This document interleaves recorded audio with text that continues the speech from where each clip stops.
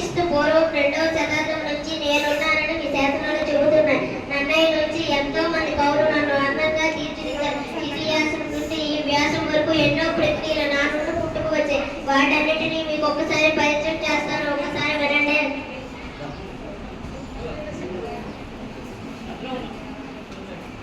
నేను ఇతిహాసాన్ని తెలుగులో మొట్టమొదటి ప్రక్రియను నన్ను మొదలు పెట్టారు. తెలుగు వారందరికీ తెలిసిన కథను నేను. ధన్యవాదాలు. నేను కావ్యాన్ని. వాక్యం రసాత్మక కావ్యం. చిన్న కథను అందంగా పద్య గద్యాలలో వర్ణించారు నా కవులు. ఎర్రన శ్రీనాథుడు మొదలైన కవులు నన్ను ఎంతో బాగా తీర్చిదిద్దారు. ధన్యవాదాలు.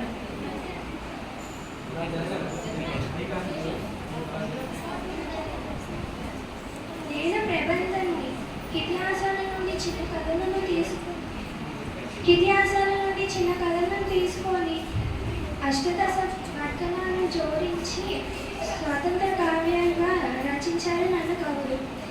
కృష్ణదేవరాయల ఆస్థానంలో కవులందరూ నాబాణిలోనే రచించారు. అలసాని పెద్దన్న రాసిన చరిత్ర మొదట ప్రబంధం నేనే. ధన్యవాదాలు. నేను మీ యక్షగానం. నృత్య నాటక సంగీత వేష భాషల అలంకార కలబోతును నేను. పూర్వం రాజుల ఆస్థానంలో నేను వినోదం పండించేదాన్ని. కందుకూరి రుద్రకవి రాసిన సుగ్రీవ విజయంతో ప్రారంభమయ్యాను. ధన్యవాదాలు. నేను శతకాన్ని. నైతిక విలువలు పెంపొందిన దాన్ని. ఏనుగు వేమన, బద్దెన, ఏనుగు లక్ష్మణ కవి మొదలగు కవులు నన్ను ప్రతి తెలుగువాని నోట పలికించారు. నేను ముక్తకాన్ని. మొకట నియమం కలిగిన దాన్ని. నేను అవధానాన్ని. ప్రపంచంలో మరే భాషలను లేని ప్రక్రియ నన్ను నిర్వహించిన వారు గొప్ప దాన శక్తి కలవారు. అష్టావధానం, శతకావధానం, సహస్రావధానం అనే పేరుతో పండితులు నన్ను నిర్వహిస్తూ ఉంటారు. ధన్యవాదాలు. పాట కూడా అంటారు. నేను లయబద్ధంగా పాడుకోవడానికి వీలుగా ఉంటాను. మీ మనసులో అన్ని కలిగిస్తాను, ఉత్సాహపరుస్తాను. ధన్యవాదాలు. నేను కథను, ఆధునిక సాహిత్య ప్రక్రియను, ఒక సంఘటన లేదా సన్నివేశాన్ని కళాత్మకంగా చిత్రించడమే కథ. గురజాడ అప్పారావు రాసిన దిద్దుబాటు కథతో తెలుగులో ప్రారంభమయ్యాను. ధన్యవాదాలు. నేను నవలను. పాశ్చాత్య సాహిత్య భావంతో వచ్చిన దాన్ని. సుదర్భంగమైన కథలలో వచ్చిన శైలిలో రాయబడిన దాన్ని.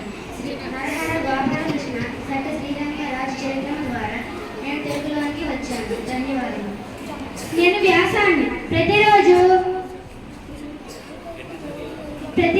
దినచర్యలను నేను వ్యాసాన్ని. ప్రతిరోజు దినపత్రికలోనూ మీ పాఠ్యాలలోనూ నేను కనబడుతూ ఉంటాను. ప్రపంచంలోని ప్రతి సమాచారం నా ద్వారానే మీకు తెలుస్తుంది. స్పష్టమైన ప్రారంభం, వివరణ, ముగింపు నా లక్షణాలు. నేను కవిత్వాన్ని. పాశ్చాత్య సాహిత్య భావంతో తెలుగులోకి వచ్చిన దాన్ని. చైతన్యంలో కలిగించడం నా బాధ్యత. శ్రీ శ్రీ తిలక్ మొదలను ఈ గడ్డలు నాకు గొప్ప గౌరవాన్ని తీసుకొచ్చారు.